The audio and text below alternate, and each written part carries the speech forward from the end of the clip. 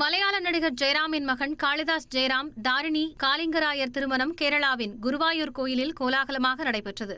குழந்தை நட்சத்திரமாக சினிமாவில் அறிமுகமான காளிதாஸ் ஜெயராம் தேசிய விருது உள்ளிட்ட பல்வேறு விருதுகளை வென்றுள்ளார்.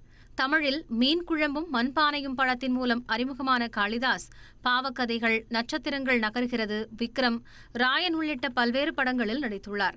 இந்நிலையில் மாடல் துறையைச் சேர்ந்த தாரிணி காலிங்கராயரை காளிதாஸ் ஜெயராம் காதலித்து வந்தார். கடந்த ஆண்டு இருவருக்கும் இடையே நிச்சயதார்த்தம் நடைபெற்றது. இந்நிலையில் கேரளாவில் உள்ள குருவாயூர் கோயிலில் இருவருக்கும்